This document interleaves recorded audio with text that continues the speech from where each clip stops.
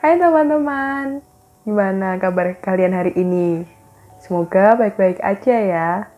Hari ini aku dan kelompok aku mau ngasih informasi ke kalian semua tentang proses-proses atau tahapan-tahapan perkara tata usaha negara di pengadilan negeri. Stay tune ya. Sebelum kalian semua tahu tentang informasi proses-proses perkara tata usaha negara di pengadilan negeri, aku mau ngenalin ke kalian semua teman-teman dari kelompok aku. Yang pertama ada Aiman,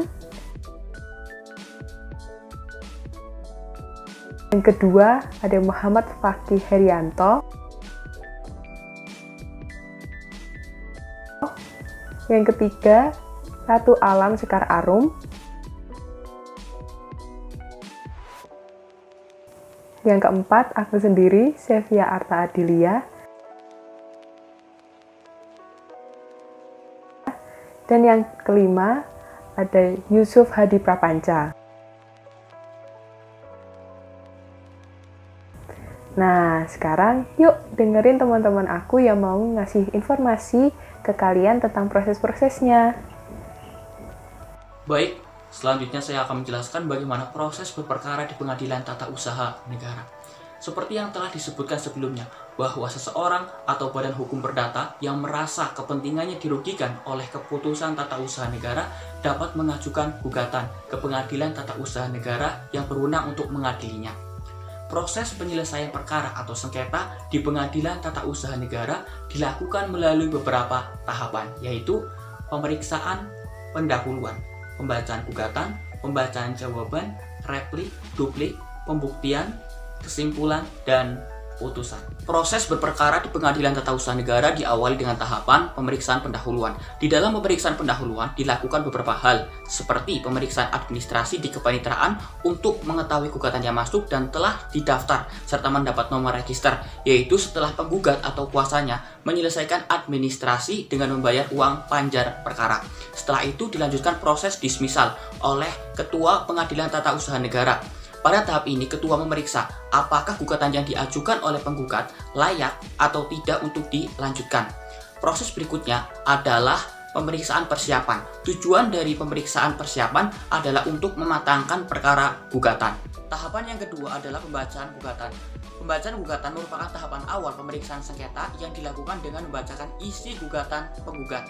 Yang keempat, replik. Pasal 75 ayat 1 Undang-Undang Nomor 5 Tahun 1986. Penggugat dapat mengubah alasan yang mendasari gugatan hanya sampai dengan replik, asal disertai alasannya cukup serta tidak merugikan kepentingan tergugat, dan hal tersebut harus disaksikan oleh hakim. Yang kelima, duplik. Pasal 75 ayat 2 Undang-Undang Nomor 5 Tahun 1986. Tergugat dapat mengubah alasan yang mendasari jawabannya hanya sampai dengan duplik, asal disertai alasannya cukup serta tidak merugikan kepentingan penggugat, dan hal tersebut harus dipertimbangkan dengan seksama oleh hakim. Halo teman-teman, di sini saya akan melanjutkan mengenai pembahasan terhadap tahapan-tahapan di dalam proses pengadilan tata usaha negara. Tahapan yang keenam adalah tahapan pembuktian. Dalam menyelesaikan sengketa atau perkara tata usaha negara, sebelum hakim menjatuhkan atau mengambil putusan untuk mencari suatu kebenaran, baik itu kebenaran material maupun kebenaran formil, hakim terlebih dahulu harus memeriksa alat-alat bukti yang diajukan para pihak untuk mempertimbangkan dalam menjatuhkan suatu putusan. Tahapan keenam ini, tahapan pembuktian, termuat di dalam pasal 100 Undang-Undang Nomor 5 Tahun 1986. Macam-macam alat bukti, antara lain 1. Surat atau tulisan, keterangan ahli, keterangan saksi, pengakuan para pihak, serta pengetahuan para hakim. Selanjutnya, di sini saya akan membahas mengenai satu persatu tentang alat-alat bukti tersebut. Yang pertama, surat atau tulisan. Surat atau tulisan adalah segala sesuatu yang muat tanda-tanda bacaan yang dimaksudkan untuk mencurahkan isi hati atau menyampaikan buah pikiran seseorang yang dapat dipergunakan sebagai alat bukti. Surat atau tulisan di dalam alat-alat bukti memiliki 3 jenis. Yang pertama, akta otentik. Kedua, akta di bawah tangan. Yang ketiga, surat-surat selain akta. Akta otentik adalah surat yang dibuat langsung seseorang pejabat umum yang menurut peraturan perundang-undangan berwenang membuat surat yang dimaksudkan dipergunakan sebagai alat bukti terhadap peristiwa hukum tersebut. Kedua, akta di bawah tangan. Akta di bawah tangan yaitu surat yang dibuat dan ditandatangani oleh pihak yang bersangkutan dengan maksud dipergunakan sebagai alat bukti terhadap peristiwa hukum tersebut. Yang ketiga, surat-surat lain yang bukan akta, yaitu surat atau tulisan hasil dari pemeriksaan persiapan guna mematangkan perkara yang bersangkutan. Nah, selanjutnya saya akan membahas alat-alat bukti yang kedua, yaitu keterangan ahli. Ahli adalah seseorang yang memberikan keterangan di dalam persidangan sesuai dengan keahliannya, baik itu secara lisan maupun secara tulisan. Nah, seseorang ahli dapat dipanggil di muka persidangan untuk memberikan keterangan di bawah sumpah tentang pengetahuannya mengenai suatu fakta. Maksudnya di sini bahwa seseorang yang dihadapkan di persidangan sebagai saksi ahli adalah orang yang memberikan keterangan sesuai dengan keahliannya yang dimilikinya.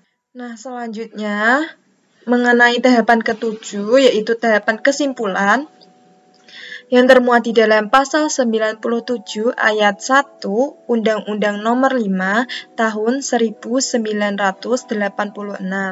Di dalam tahapan kesimpulan ini, hakim memberikan kesempatan kepada kedua belah pihak untuk memberikan tanggapan atau pendapatnya yang terakhir yang berupa kesimpulan masing-masing. Hal ini dilakukan setelah pemeriksaan sengketa sudah diselesaikan. Selanjutnya, saya akan membahas mengenai tahapan terakhir di dalam proses pengadilan tata usaha negara. Tahapan ke-8 yaitu tahap putusan, termuat di dalam pasal 108 Undang-Undang Nomor 5 Tahun 1986. Hal-hal penting yang terdapat di dalam putusan yaitu yang pertama, putusan pengadilan harus diucapkan dalam sidang terbuka untuk umum, meskipun pengadilannya bersifat tertutup, tetapi diucapkan di dalam terbuka dan digunakan untuk umum.